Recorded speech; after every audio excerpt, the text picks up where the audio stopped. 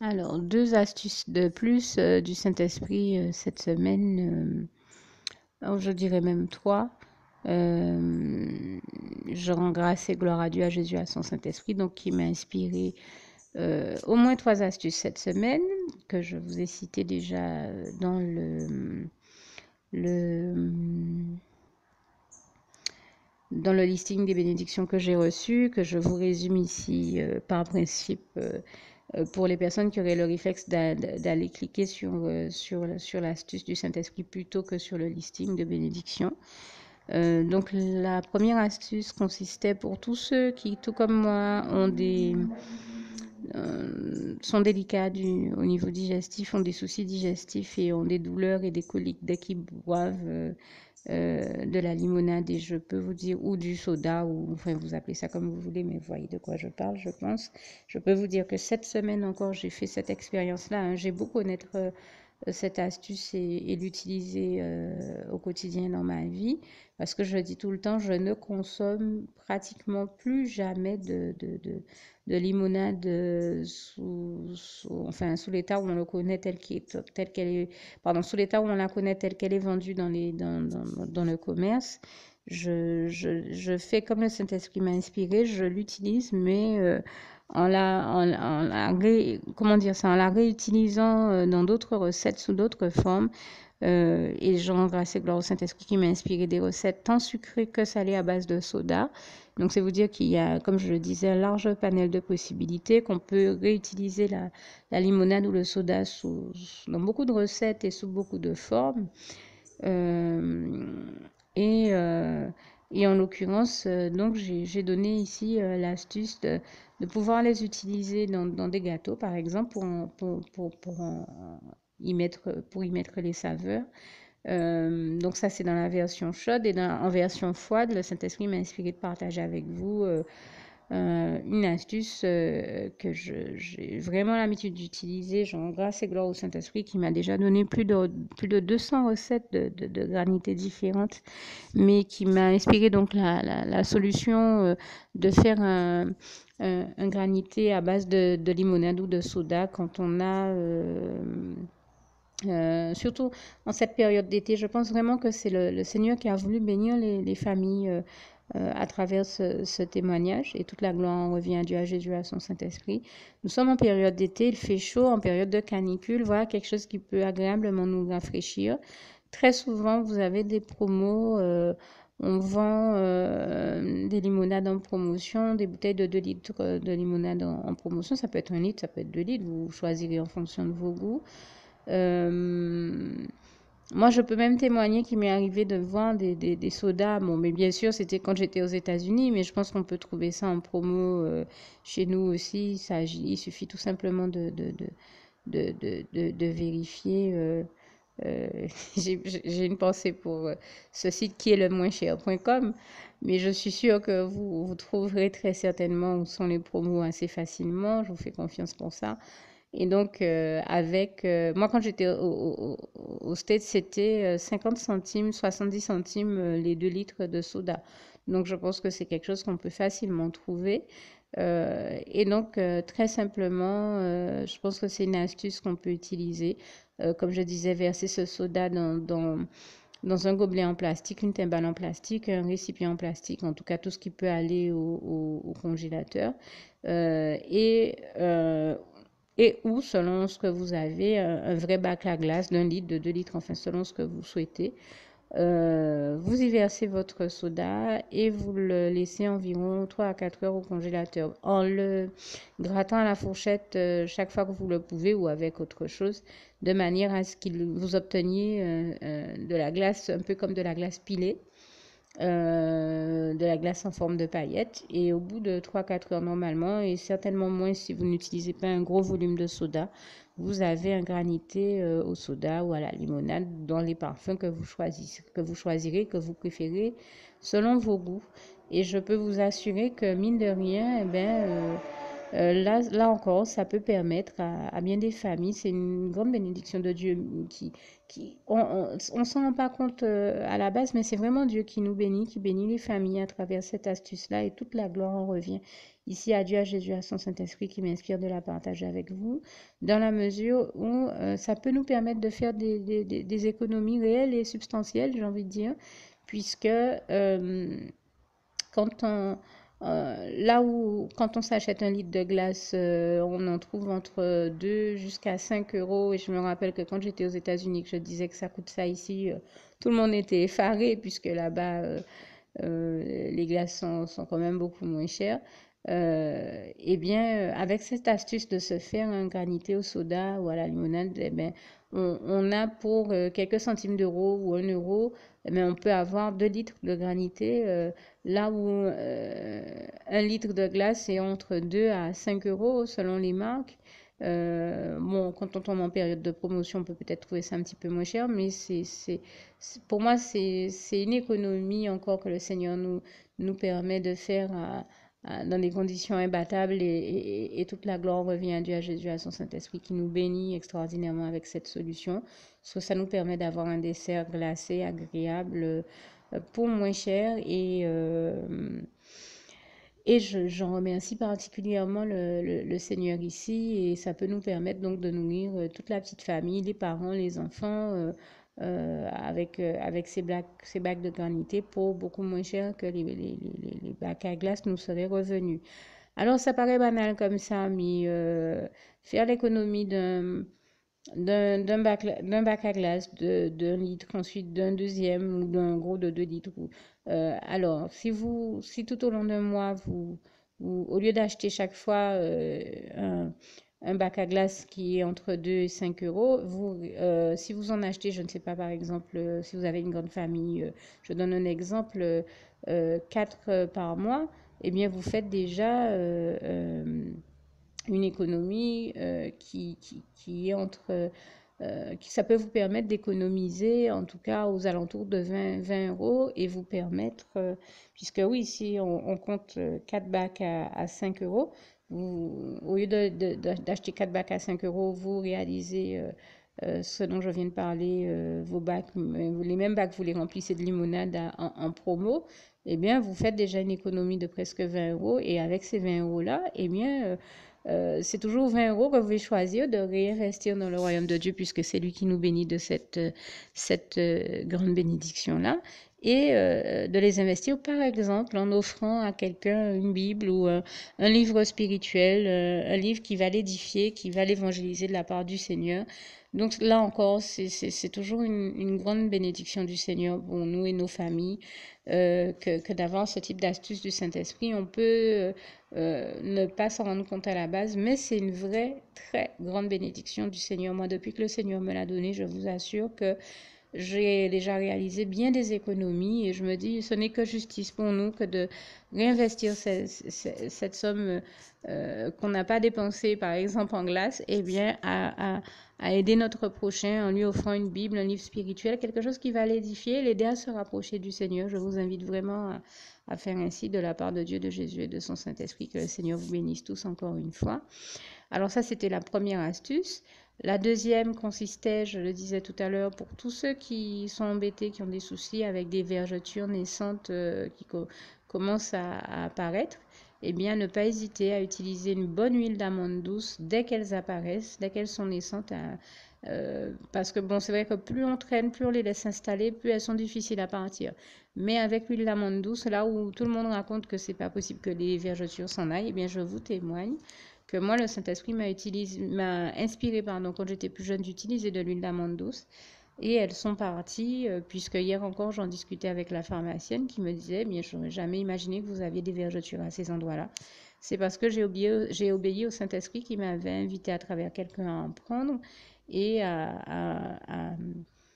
en fait, à passer cette huile d'amande douce jusqu'à ce que les vergetures disparaissent. Et elles ont disparu, puisque je pense que nous sommes entre 10 et 15, peut-être voire 20 ans même plus tard, puisque c'était au moment de mon adolescence. Oui, je pense qu'on est peut-être même 20 ans plus tard, elles n'ont jamais réapparu.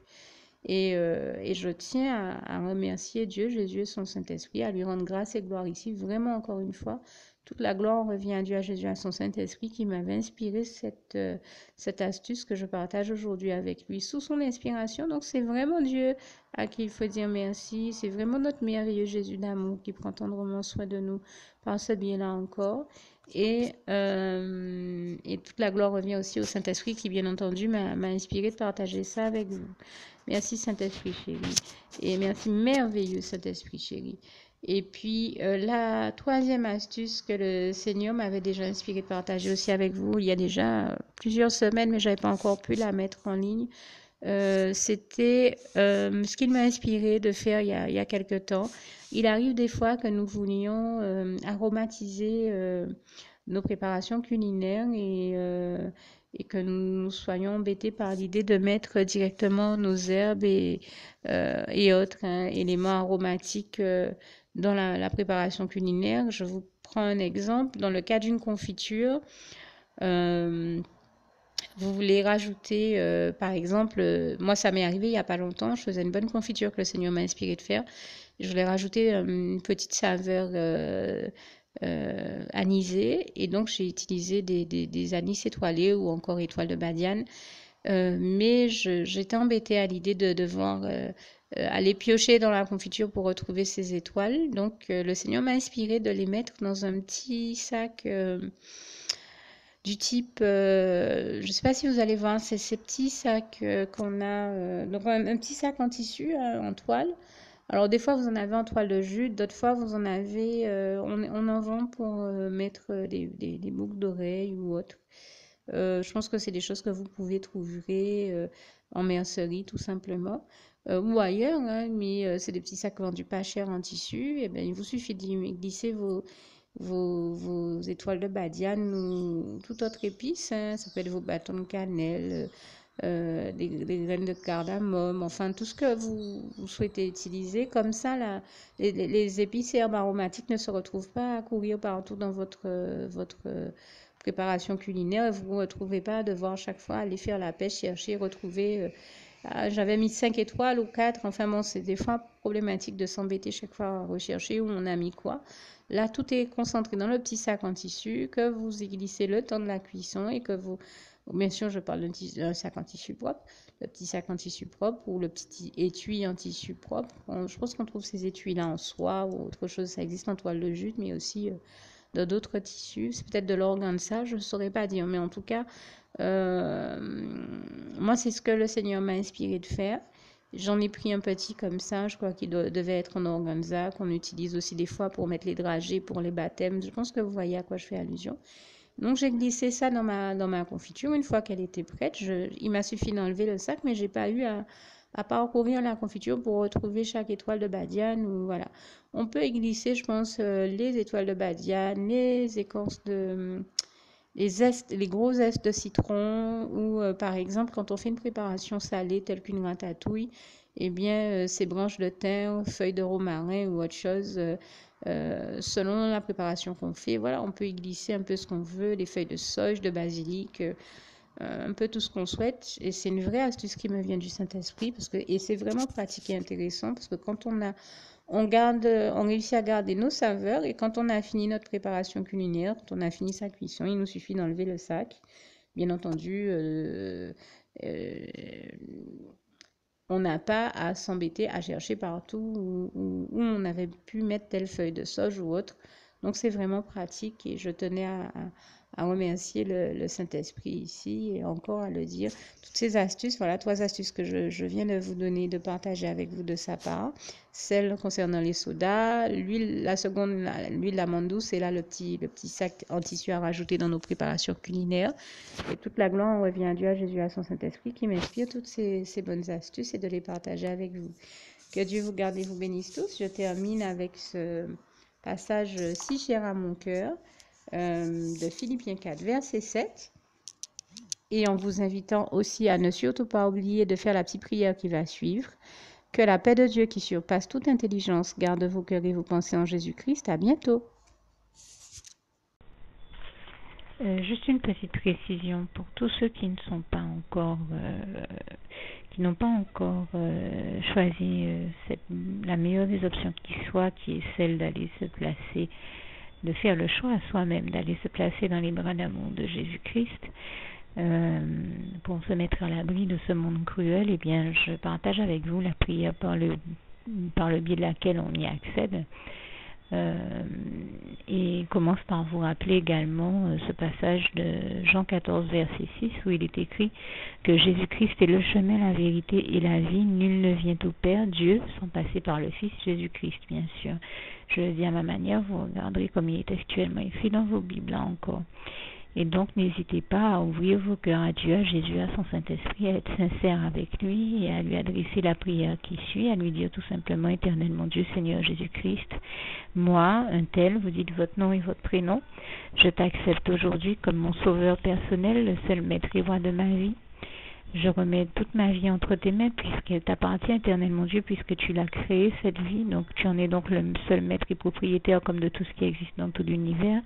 Je remets donc toute ma vie entre tes mains, je te la donne. Merci, Éternel mon Dieu, aussi de permettre que cette vie que tu m'as donnée continue à être à ta gloire et que je continue à te servir, à t'appartenir pour l'éternité, d'éternité en éternité. Merci aussi, Seigneur, de faire que je continue donc à te servir et à t'appartenir pour l'éternité, d'éternité en éternité. Et aussi, Seigneur, de m'accorder la grâce de ton pardon et de ta miséricorde pour tous les péchés que j'ai commis tout au long de ma vie, jusqu'à la date d'aujourd'hui incluse. Et c'est au nom puissant du Seigneur Jésus-Christ que j'ai fait cette prière.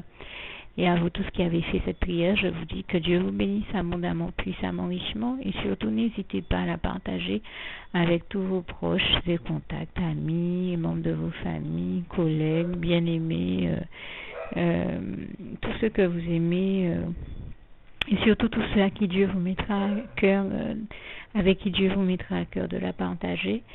Et comme j'aime à le dire, si vous n'avez pas encore pris le temps de faire cette prière, comprenez bien que voilà, ça ne vous coûte rien de la faire, c'est gratuit, c'est indolore, et que voilà, vous n'êtes pas obligé de me croire, mais moi il m'est arrivé tout comme vous de devoir faire cette prière un jour dans ma vie, et quand on m'a proposé de la faire, je me suis dit, et si c'était vrai, et si c'était vraiment Dieu qui, par ce biais-là, m'appelait à lui et me demandait de lui donner ma vie, de l'accepter, c'était Jésus qui était en train de vraiment me tendre la main et qui était en train de me demander de l'accepter comme mon sauveur personnel, je ne pourrais pas passer à côté de l'occasion de lui dire oui, parce qu'il faut aussi que je reste ouvert ou ouverte à ce que Dieu peut avoir à me dire. Il faut que je garde mon cœur et mon intellect ouverts à ce que Dieu peut avoir à me dire. Donc je me suis dit, je ne peux pas courir le risque de passer à côté de mon éternité, de passer à côté des meilleures choses de la vie, surtout si le maître et créateur de la vie m'appelle et cherche à me sauver.